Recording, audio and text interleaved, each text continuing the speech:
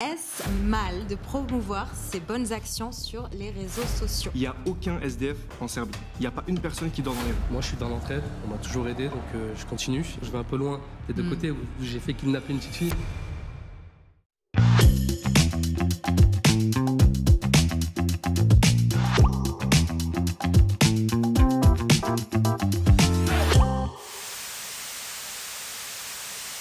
Bonjour à toutes et à tous et bienvenue dans l'émission Live Talk, l'émission qui vise à améliorer le monde associatif. Donc ce talk show est à l'initiative de Life ONG, très famous, vous connaissez tous sur le plateau. Oui.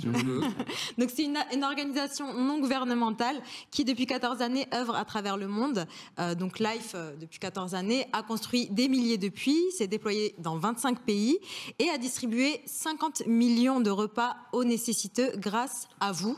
Parce que ils sont, parce qu'ils nous regardent, ils sont plus de 180 000 donateurs, donc on peut vous applaudir.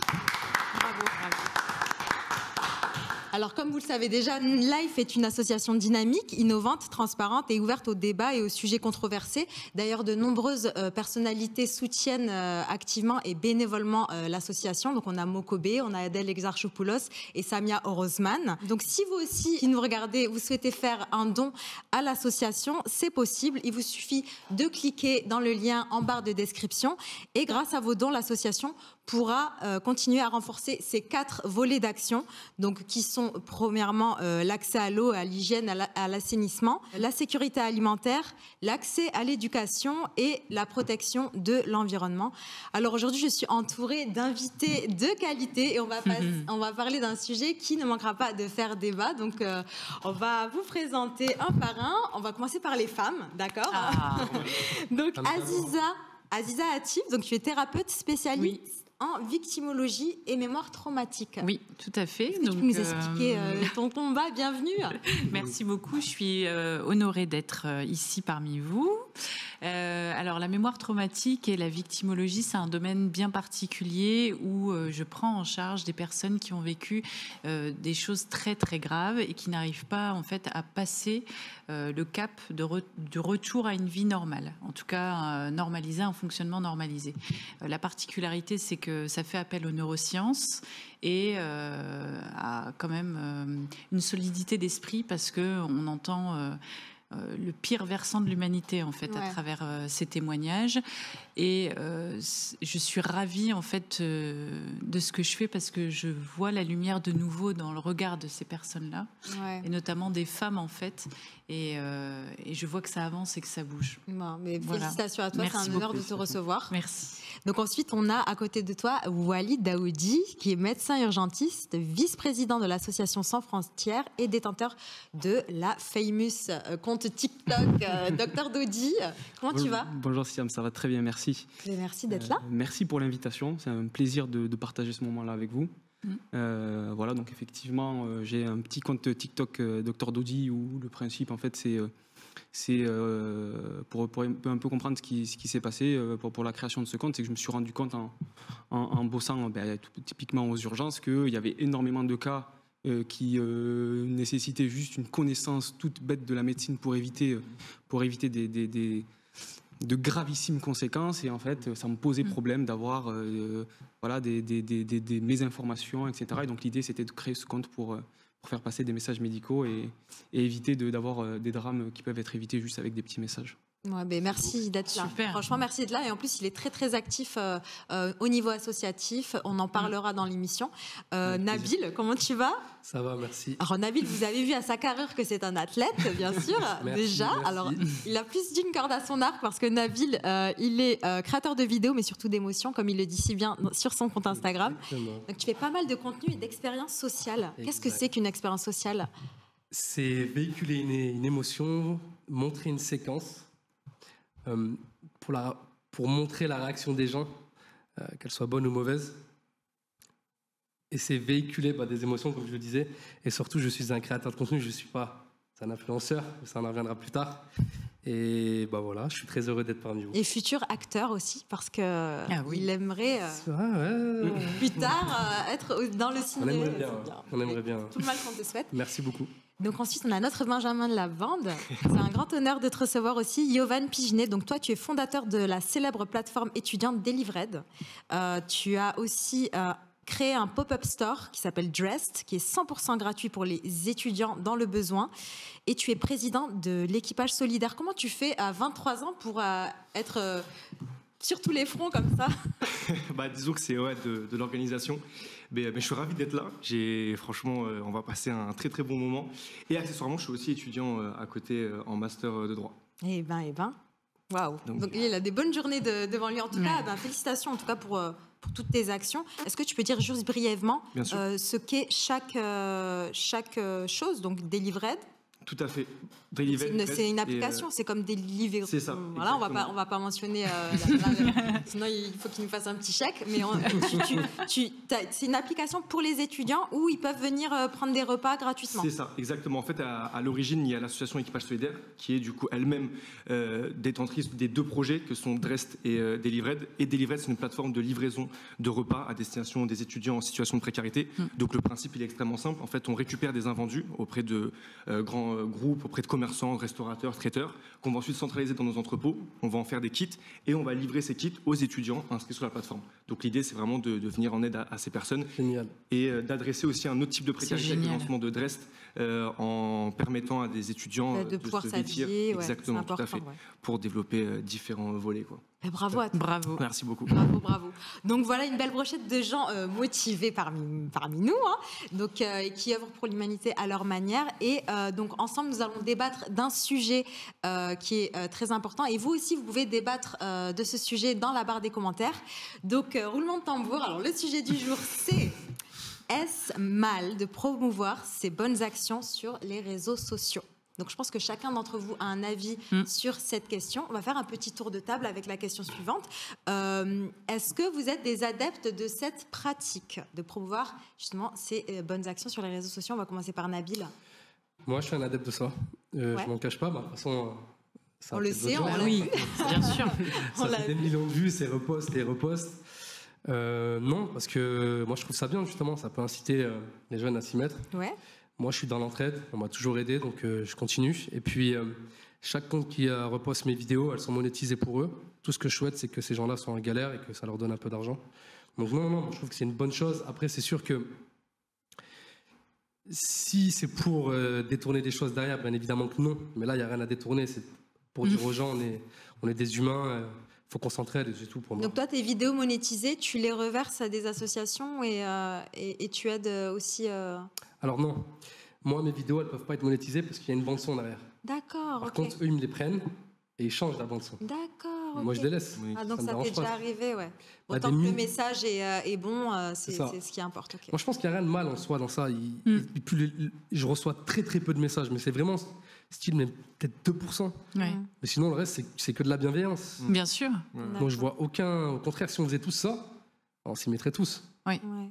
Yovan, toi, je sais que tu es un jeune actif et que tu fais plein de choses et les réseaux sociaux, ça fait partie de ton quotidien.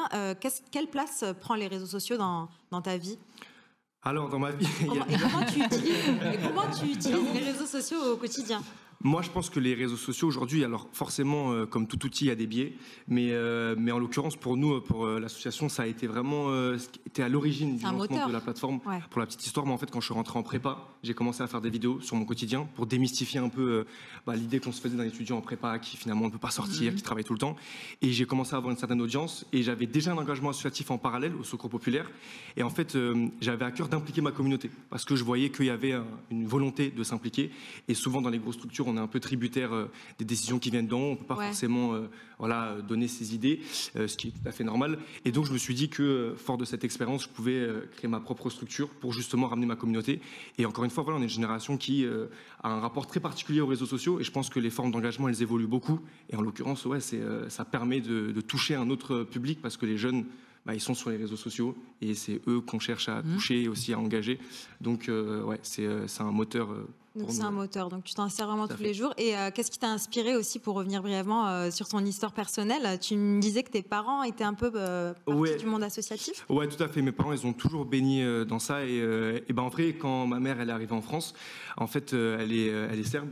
Et elle avait jamais vu en Serbie. C'est choquant, hein, vraiment. Je vous invite à faire le test si vous pouvez. Ouais. Il n'y a aucun SDF en Serbie. Il n'y a pas une personne qui dort dans les rues. Vous pouvez aller n'importe où en Serbie. Ouais. Il n'y a pas de tente, il y a des logements qui sont mis en place. Et quand elle est arrivée en France, elle voyait des SDF et elle allait au cours de français, elle me prenait avec moi. Et du coup, à chaque fois, elle donnait genre des 5 €, 10 €. Enfin, elle donnait ce que mon père lui donnait. Ouais, voilà, c'est ça. Et j'ai toujours baigné dans ça. Donc voilà, après, je me suis dit pourquoi pas créer ma propre structure pour pouvoir donner libre cours à mes idées. Et c'est de là qu'est né Équipage Solidaire. Bah écoute, félicitations à toi en tout cas, bravo. De ce côté-là, on va adresser une autre question. Selon vous, quelle est la chose la plus essentielle, les valeurs les plus essentielles à véhiculer sur les réseaux sociaux? Tu veux commencer? Oui, les valeurs les plus essentielles. En fait, moi je pense que les réseaux sociaux sont un outil indispensable déjà pour véhiculer des informations. J'en parlais au début, c'est ce qui... C'est l'outil le plus indispensable pour faire passer des messages, pour même former les gens. Parfois, c'est même une obligation. Par exemple, quand on prend le cas des associations, typiquement ton cas également, c'est un outil qui est obligatoire. Il y a des gens qui vont faire des dons, on va récolter certains produits, etc. Et l'idée, c'est quand même de montrer directement auprès des gens de ce que deviennent tous ces dons qui ont été effectués, etc. Donc, un suivi. Voilà, etc. La valeur principale pour moi, c'est finalement, voilà, c'est véhiculer à travers les réseaux sociaux l'entraide, cet effort en fait qui peut partir justement de rien. On a un exemple concret qui peut partir d'une personne, d'un vécu, parfois même familial, et de voir à quoi ça aboutit. C'est aussi ça l'idée, c'est qu'il y a le message en lui-même, la valeur d'entraide, humanitaire, mais derrière il y a aussi le fait de se dire on est tous capables finalement à l'échelle individuelle de pouvoir contribuer à améliorer le monde. Après, maintenant qu'on a bien défini les premiers points en se disant qu'en fait il y a des bonnes choses, il y a effectivement, comme dans tous les domaines, parfois des points très négatifs. On va certainement en parler, c'est le but un petit peu du débat d'aujourd'hui, c'est de dire que jusqu'où on peut aller en fait. Même si la finalité est bonne, la manière reste, de mon point de vue, importante. Et finalement, lorsqu'il y a un rapport financier, business individuel, parce qu'il y a forcément un rapport financier, je parle par exemple d'association typiquement, mais lorsque ça devient individuel et qu'il y a de l'appropriation, etc., là, ça devient beaucoup plus problématique. Et c'est, de mon point de vue, la cassure que j'ai par rapport à cette démarche, finalement, à travers les réseaux sociaux de communication, quoi. Tu veux rajouter quelque chose? Oui, en fait, je te rejoins complètement, et c'est là où on a notre responsabilité individuelle, et on se doit quand même d'avoir une éthique. Et une déontologie, oui. Ça fait partie de l'éthique, je crois, en fait, un positionnement assez clair. Et en parlant de valeurs, moi, je parlais de la compassion, justement. Et il y a beaucoup de gens qui ont oublié que la compassion est au cœur de l'humanité. Mais c'est justement parce qu'ils ont été trop individualisés. Donc il n'y a plus de cette notion de groupe. Et pourtant, on est dans une ère où on est tous connectés avec les réseaux sociaux. Exactement. Donc cette digitalisation, en fait, qui est bonne en partie, a ses limites. Voilà. Donc ça se rejoint. Et ça ne m'étonne pas que ta maman, elle ait été hyper étonnée. Ça devait être un monde extraterrestre, d'ailleurs, pour elle. Parce que l'humanité, à la base, est compatissante. L'humanité est, dans le don de soi. Parce qu'on est tous connectés, on est tous interdépendants. C'est vrai. Et l'individualisation à son paroxysme fait qu'on oublie son voisin aujourd'hui. Donc véhiculer les choses à travers les réseaux sociaux, moi je trouve que c'est extrêmement bien. Dans un cadre et avec... Dans un cadre avec des limites bien posées. Bien sûr. Voilà, on va vous passer un petit magnéto qui est récent. Donc, il s'agit de Fares Salvatore, qui est un influenceur, youtubeur, qui fait pas mal de belles choses et qui a réussi à faire une admirable levée de fonds pendant le ramadan pour les nécessiteux. Petit magnéto. On a distribué 130 colis alimentaires.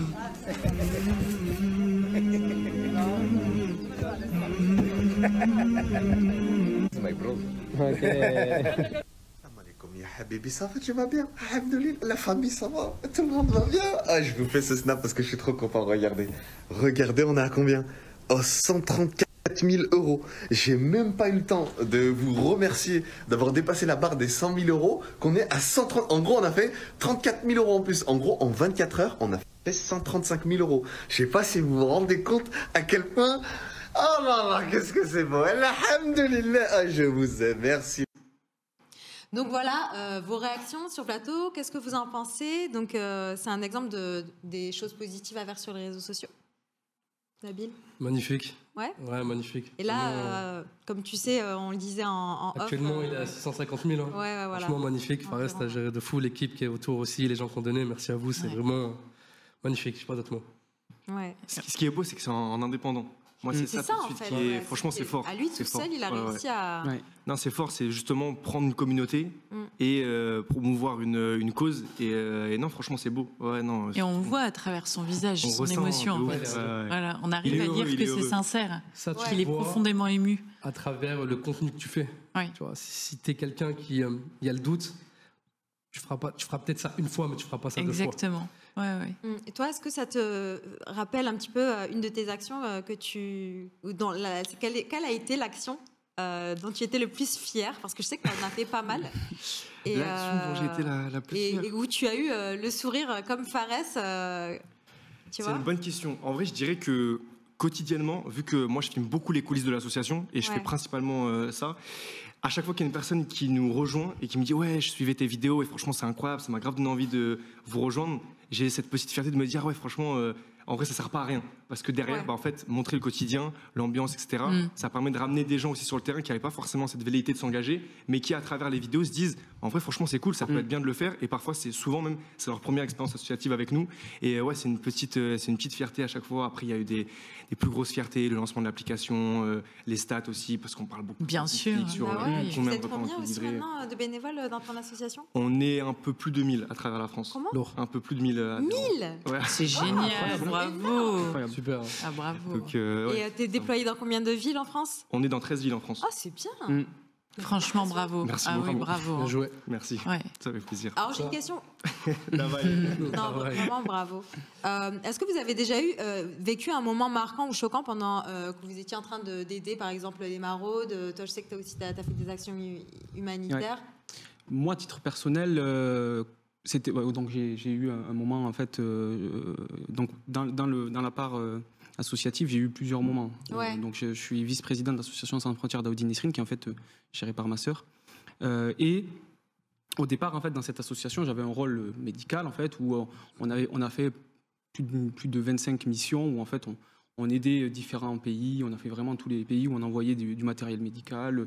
On a fait l'Algérie lorsqu'il y avait eu le drame pendant le Covid. On a fait le Venezuela, le Sénégal, etc. Donc j'avais ce rôle un peu d'intermédiaire qui permettait de faciliter le rapport entre les hôpitaux et en fait les transits, etc. Et il y a eu un moment un peu différent dans mon expérience personnelle, c'est-à-dire en fait le moment où en fait je suis parti en Turquie lors des séismes. En fait, on est parti pour reprendre un petit peu l'histoire. Il y a eu donc les séismes en Turquie, un drame absolu. D'ailleurs, Turquie et Syrie, d'ailleurs, pour être plus précis. Et en fait, on a vu tout ce qui se passait, les problématiques énormes qu'on entendait, c'est-à-dire le manque de personnel médical, etc. Et en fait, ça a été pour moi une naturelle de me dire il va falloir que je me rende sur place. D'ailleurs, d'un claquement de doigts, c'est vraiment ça. Et d'ailleurs, on en reparlera peut-être tout à l'heure, parce que je donnerai quelques précisions quand on discutera de notre sujet. L'expérience que j'ai eue là-bas, en fait, elle est très liée au sujet qu'on a aujourd'hui. J'en parlerai un petit peu tout à l'heure, notamment sur la partie. Donc, quand je me suis rendu en fait physiquement sur place, on a eu énormément de problématiques initiales pour avoir la possibilité d'exercer sur place, liées en fait à cette problématique-là qu'on est en train d'exposition de gens, influenceurs qui se rendaient sur place. Qui se rendaient sur place, qui faisaient en fait des vidéos de Snapchat, etc.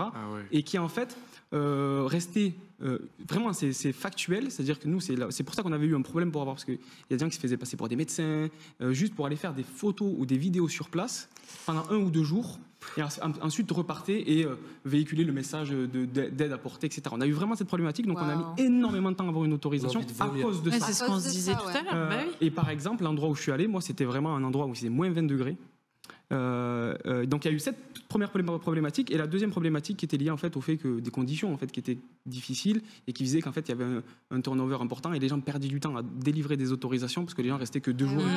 Parce que les gens étaient sous les décombres et il y avait exactement. Donc en fait on perdait énormément de temps par rapport à l'aide qui était apportée à l'extérieur. Donc il y avait la problématique des réseaux sociaux, vraiment factuelle, c'est-à-dire à cause de personnes qui se rendaient sur place pour aller faire des vidéos temporairement et repartir pour dire j'ai intervenu. En fait on a imposé en fait une difficulté donc les autorités, elles vous l'ont verbalisé. En fait, les autorités, à un moment donné, elles ont dit on ne donne plus aucune autorisation. Moi, ce qui me choque, c'est que personne ne pouvait vérifier qui était qui.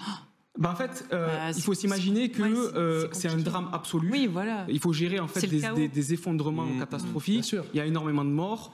Et en fait, c'est quasi ingérable pour n'importe quel pays. Et il faut savoir une chose, c'est que la Turquie, je ne sais pas si vous le savez, mais moi j'étais sur le terrain, elle a super bien géré. Pour être même précis, en sachant que j'y suis allé, je me suis rendu pendant à peu près un mois.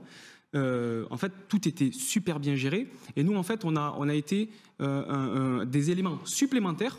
Vraiment, alors qu'on peut se dire que en fait, pas essentiel, voilà, on n'était pas essentiel à 100%, mais en fait, on a apporté, on a permis aux médecins sur place, aux infirmiers de finalement se reposer un petit peu. Nous, on prenait les relais, on a créé, j'expliquerai à ce moment-là les détails du voyage, mais voilà. Donc, quand je regarde une vidéo comme celle-ci, je trouve que c'est incroyable. On sent la sincérité de Fares et l'entraide, et surtout derrière, on sait qu'il y a une transparence. C'est ça aussi qui est fondamental dans sa démarche. Donc, je trouve que c'est incroyable. Mais donc voilà, en fait, l'idée, c'est ce qu'on disait dès le départ, c'est ce rapport en fait avec à la limite de ce qui peut poser problème. C'est incroyable quand même d'apprendre. C'est incroyable d'apprendre que vous avez été limité dans votre champ d'action par les autorités. C'est pour voir, pour dire jusqu'où ça va. D'un point de vue psychologique, toi, Aziza, qu'est-ce que ça exprime le fait de montrer et d'exposer ces bonnes actions ? Alors, il n'y a pas de réalité universelle ou de vérité universelle, parce qu'on est tous uniques et originaux. Mais je crois en fait qu'il y a une partie des gens qui veulent vraiment intrinsèquement véhiculer leurs valeurs et être des personnes ressources. Même à travers un écran, on peut être une personne ressource. Parce qu'il y a des gens qui sont isolés et donc qui vont en fait se raccrocher à ce qu'on va véhiculer, ne serait-ce qu'un sourire. On le voit bien. En fait, c'est juste tout le monde. On est. Voilà, exactement. Ouais. Exactement. On est 5 et on sait très bien qu'un merci, un bonjour, ça peut changer la vie de quelqu'un. C'est vrai. Et donc véhiculer en fait ces fondements qu'on a en nous, quand ils sont sincères et authentiques, c'est quelque chose en fait qui va susciter chez l'autre l'envie de le faire, ou en tout cas, au minimum, qui va lui dire je te reconnais. Et ça, c'est magnifique à travers un écran. Je te reconnais. Parmi nous, nous avons une personne qui fait des expériences sociales. Oui, il s'agit de Nabil. On va regarder un magnéto d'une des expériences sociales de Nabil. Ça filme, c'est bon ?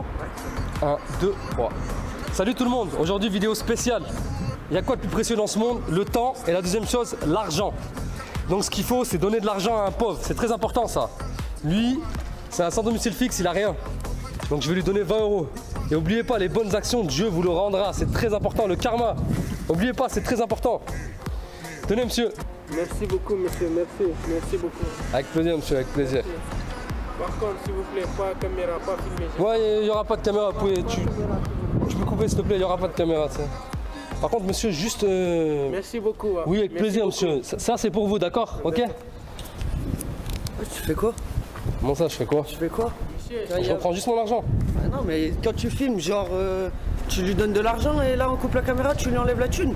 Mais t'es malade, t'as pas de honte, il a pas de maison, il a pas quoi manger, mais t'es malade. Eh ben, pense aux gens comme lui, il est démuni. Écoute, c'est juste pour la vidéo, je fais des vidéos. Je fais des vidéos. T'as pas de honte ? T'as pas de honte de faire ça ? Tout le monde fait ça sur internet, j'ai pas de honte. C'est pour mon image. Donc voilà, alors c'est vrai que voilà. Alors explique-nous la genèse du projet et pourquoi tu as fait cette expérience sociale. Alors, on a fait... Et comment tu l'as fait aussi, parce que ce qu'il faut savoir, c'est que c'est pas un vrai SDF. Non, je vais vous expliquer. L'itinérant, c'est mon ami qui s'appelle Akhmetov, qui je fais beaucoup de vidéos par le passé, même maintenant. J'allais pas prendre un vrai SDF. Et en fait, le but, c'était que j'étais tombé sur une vidéo où je voyais un influenceur mentir, tout simplement. et se filmer. Et en fait, il s'était fait filmer en cachette pendant qu'il faisait le bon samaritain tout gentil qui fait du bien. Et en fait, c'est comme si tu avais pranké la personne qui t'a filmé parce que lui, tu le connaissais pas. Non, alors c'est pour ça que je dis à la personne, excuse-moi, tu peux me filmer 2 secondes. J'ai besoin de toi, je la connais pas, donc je passe l'argent. Je dis qu'il y a plus important que le temps. Il y a l'argent, il faut donner tout ça. Je passe l'argent et au dernier moment, je dis ouais, en fait c'est bon, c'est juste pour mon image, repasse-moi ça. Est-ce que ça t'a rassuré de voir qu'il s'est offusqué face à ce comportement horrible? Franchement, elle a été. Alors celle-là, elle est gentille sur la séquence. Il y a une autre séquence où il y a une fille, je prends un sac dans le visage, où elle m'insulte. D'accord. Elle me dit pauvre clo, ça le nanana. Ouais. Au fond de moi, il y a des séquences comme ça où je suis content. Ouais. Je ressors et je me dis c'est cool. Il y a d'autres séquences, comme je t'ai dit, je suis un créateur d'émotions, je vais un peu loin des 2 côtés, où j'ai fait kidnapper une petite fille. Oui, ça on l'a vu aussi, ouais. Les hommes n'ont pas bougé, les femmes ont bougé. Ouais. Donc ça, c'est autre chose. Ah oui, c'est révélateur. Hein. Sur cette séquence, c'est que les femmes, gros coup de sac dans le visage. Mais c'était pour montrer... Donc les femmes, elles se comportent beaucoup plus en fonction de leurs émotions que les hommes. Franchement, moi, je suis très dans le sens... je suis très garçon, tu vois, mais j'ai rien à dire. Les femmes, vous êtes incroyables sur ça. On est assez louve en fait, assez louve. Et oui. Et ce que tu exprimes en fait, c'est que les hommes n'ont pas bougé. Alors c'est un problème sociétal. Ouais. C'est qu'il y a tellement de bouleversements en fait au niveau sociétal, des injonctions où on dit à l'homme arrête de t'en mêler parce que la femme elle peut gérer toute seule, que du coup il se fige. D'accord. Il se fige parce qu'il y a réellement par moment des femmes qui vont dire mais j'avais pas besoin de toi. Alors qu'il vient juste l'aider. Okay. Ça, c'est très révélateur. Non, mais c'est vrai, c'est très révélateur. Voilà. Mais effectivement, courir en premier, oui, la femme, c'est instinctif. Ouais. La plupart du temps, c'est les femmes. Ouais. Moi, ça me choque. Hein. Ça me choque. Il va falloir penser à se réconcilier, les hommes et les femmes, pour que les hommes courent de nouveau. Vrai, Et je voulais revenir aussi à une autre vidéo que tu avais faite, celle où ton acolyte s'était mis sur un fauteuil roulant, où il tombait devant des gens, et après il y a juste des enfants qui sont venus l'aider. Est-ce que c'était des vraies réactions des réactions. Les gens ne bougeaient pas, quoi. Les gens ne bougeaient pas. Les gens ne bougeaient pas, même je crois que ça a filmé un moment, c'était n'importe quoi. De toute façon, on a, comme disait Walid, on a ce côté malsain où les gens ils sortent leur téléphone en fait. Ils veulent voir... du sensationnel. Au lieu de se dire, je vais le lever. Et c'est réel. Hein, il y a tout et il y a le bon et tout son contraire. Ouais. Donc, toi, Walid, tu penses quoi des vidéos de Nabil, par exemple? Pour le coup, là, c'est scénarisé. Donc, je trouve que c'est... En fait, ça permet de mettre en lumière, du coup, parfois des bonnes choses. Finalement, des gens qui réagissent plutôt dans le bon sens, comme la vidéo qu'on vient de voir là. Parfois, des mauvaises réactions, comme on a pu en parler. Moi, la question que je me suis posée, par exemple, quand j'ai vu ça, parce qu'en fait, au départ, je découvrais la vidéo, je me posais vraiment la question si c'était... Je savais pas que c'était... parce qu'il y a des gens, quand ils voient cette vidéo, ils vont se poser la question de savoir est-ce que c'est vraiment... Donc, ça veut dire que tu vas pouvoir avoir finalement des critiques dans ce sens-là. Et la question aussi que je me pose, c'est est-ce que parfois, ça t'est arrivé de faire des vidéos similaires, mais avec des vrais... des deux côtés. Voilà, des vrais SDF, par exemple, tu vois. Non, je ne le ferai pas. Parce que là, c'est l'atteinte à la dignité humaine. Mais si on reprend le billet à la personne juste pour scénariser, là, on est sur... Je le ferai pas. Je pose pas cette question aléatoirement. Oui, bien sûr. Je pose cette question parce que tout à l'heure, on a discuté, et c'est en fait, pour moi, c'est là les limites. Les limites de ce que je pense qui est bon ou pas, à titre personnel, c'est mon avis personnel. Je dis pas que j'ai pas un avis. Je pense que certaines personnes qui sont sur les réseaux font ça pour les likes et cachent derrière un business. C'est sûr. La finalité, pour moi, la finalité est quand même hyper importante. Même parfois, lorsque j'ai envie d'aller même très loin, en disant que même parfois, lorsque le fond est mauvais, tant que la finalité est bonne, c'est quand même parfois bon à prendre. Par contre, quand on a défini ça, il faut aller un tout petit peu plus loin. C'est jusqu'où? Jusqu'où, en fait, jusqu'à qu'en fait, il y ait atteinte à une personne, à un individu, à une organisation. Comme ce qui s'est passé en Turquie. C'est le bad buzz de Dylan Thierry qui a eu il y a quelques mois, quelques semaines. Dylan Thierry, il est accusé d'un bon nombre de choses. Pour en arriver là, c'est certainement qu'il y a quelque chose qui cloche.